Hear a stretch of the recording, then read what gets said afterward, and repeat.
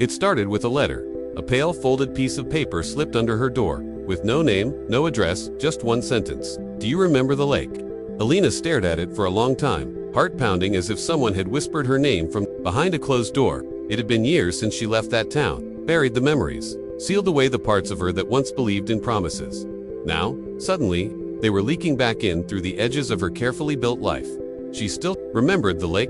Its stillness, the way it swallowed secrets whole, the scent of pine trees wrapped in dusk, and him, Rayen. He was the boy who never believed in forever, and she was the girl who needed it to breathe. It was the summer of 17 when everything fell apart. They had plans, dreams, but the world didn't care for delicate things. It broke them anyway.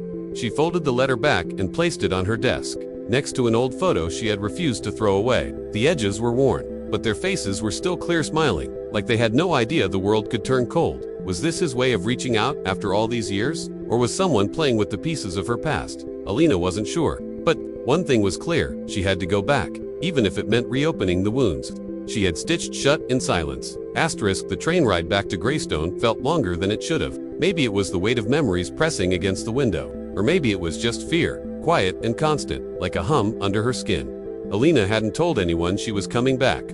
Not her colleagues, not her mother. No one even knew. She had kept that old key, the one to her aunt's abandoned cottage by the woods, near the lake.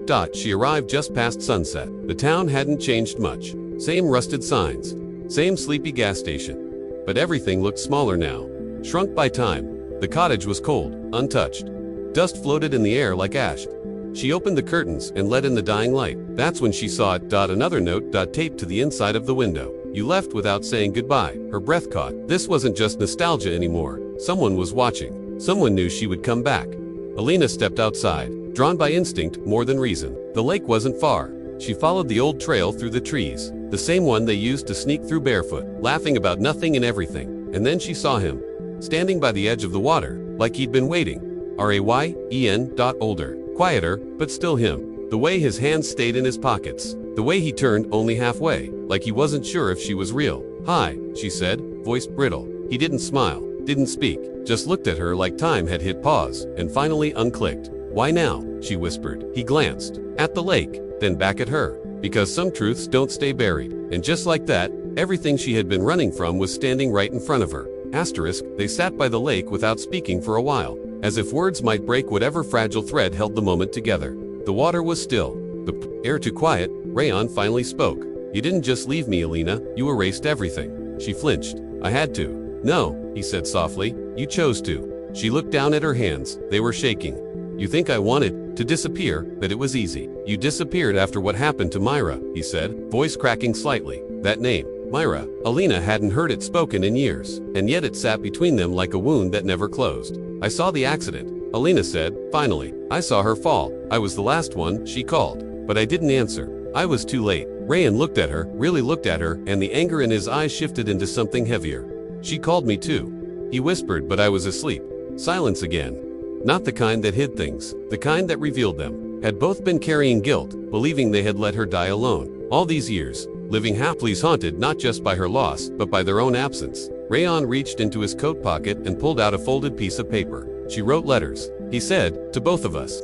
I found them in her locker. I never had the courage to open yours. Thought maybe you should. He handed it to Alina. Her hands trembled as she unfolded it. The letter was short. Don't blame yourselves. I knew I was fading, but I was never alone. You two were my light, always. Don't carry my ending with you. Carry the parts where we laughed, where we were whole. Tears ran silently down Alina's face. For the first time in years, she let herself breathe, not because the pain was gone, but because it was shared. Rayon stood. Stay for a while. Let's not run anymore. Alina nodded. For once, the silence between them didn't hurt. It healed. The clock on Zoya's kitchen wall clicked over to 7 p.m. when her phone lit up. Adil calling. A week had passed since their last argument. Yet the sight of his name still made her pulse stumble. She let it ring twice, 3 times, then slid her thumb across the screen. Zoya, his voice held a scrape of guilt and a thin layer of pride, like someone clutching shards of glass and pretending they were flowers. Zoya stayed silent. I wanted to know. I needed to apologize for that night, he went on. I said things I never should have. An apology can't glue porcelain back together. Adil. The quiet that followed pressed against her ribs. She could hear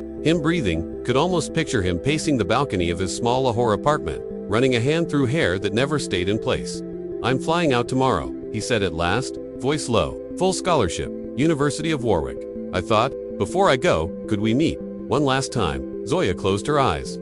Funny how 6 simple words, one last time. Please meet me could drag a whole history into the room. Tomorrow, 4 p.m., the old city park, she replied. Then she hung up before regret could catch her tongue. Asterisk winter sunlight filtered through the jacaranda trees, turning fallen petals into lilac confetti. Zoya waited on a rust-flecked iron bench, a single takeaway coffee cooling between her palms. Adil arrived 10 minutes late, ever on time, never entirely present. He looked older, leaner, the perpetual restlessness in his eyes dialed down but not gone. In his hand he carried a manila folder, corners creased from fidgeting. Thanks for coming, he said, sitting but keeping a careful hand width of space between them.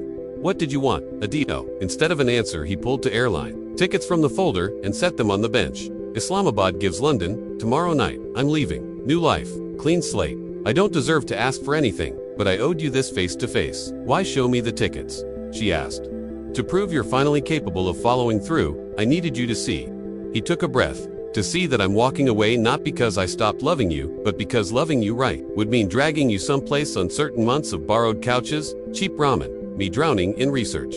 I broke us before. I won't repeat the experiment. Zoya set the coffee down. Steam had vanished. Only bitterness remained. People don't get medals for abandoning what scares them, she whispered. His shoulders sagged. He withdrew a white envelope and pushed it toward her. All the poems I wrote you and never sent, burn them, frame them, tear them apart. They're yours. Zoya did not open the envelope. She slipped it into her coat and rose.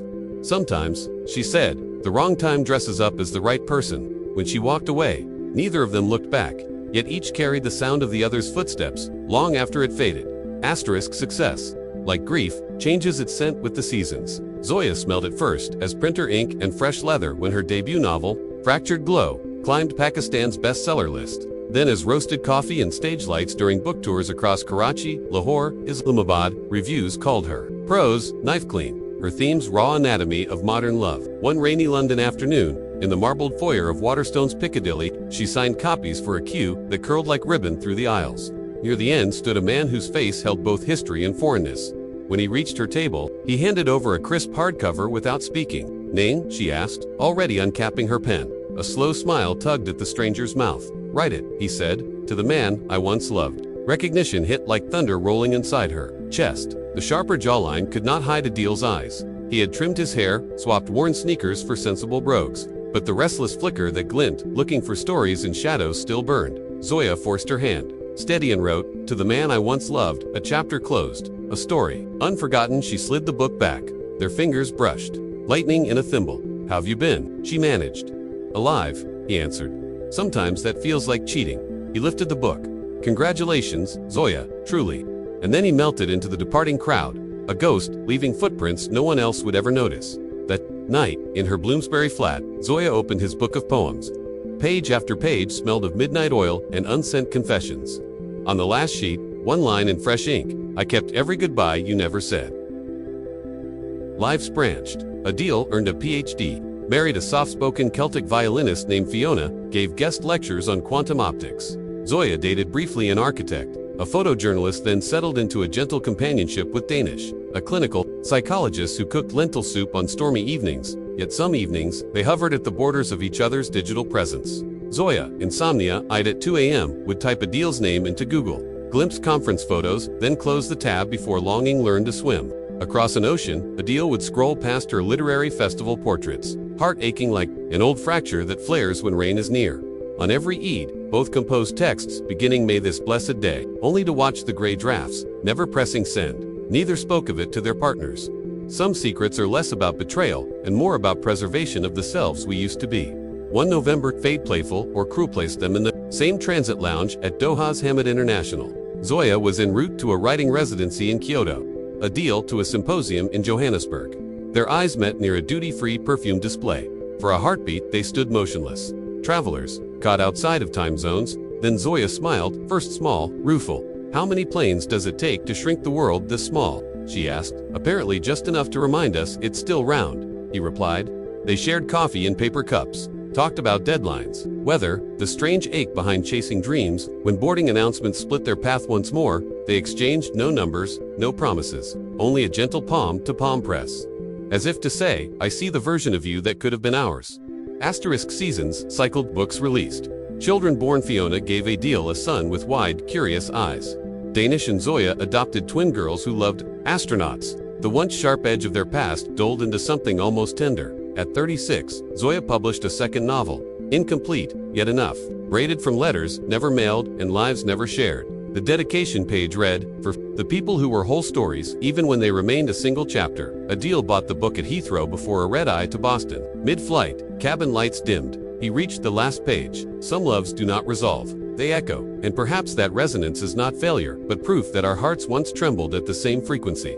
He closed the cover and stared into the dark beyond the oval window, hearing, faintly, a train whistle from another lifetime. Zoya, half a world away, tucked her daughters into bed, then opened her laptop to draft a keynote about fractured narratives. Before typing, she let herself wonder how Adil might read the closing paragraph, whether he would recognize the silhouette of their shared past in its lines. She decided it didn't matter. Completion was overrated. Some music was meant to fade into the horizon, not resolve on a final chord. So she wrote about half-finished symphonies, about echoing rooms where two people once stood, about love that outlives its vessel.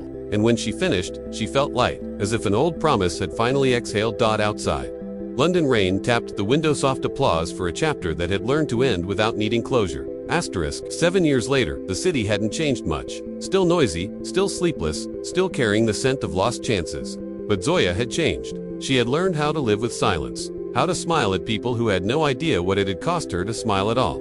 She was now a therapist, ironically, helping others untangle the mess inside them while keeping her own pain folded neatly.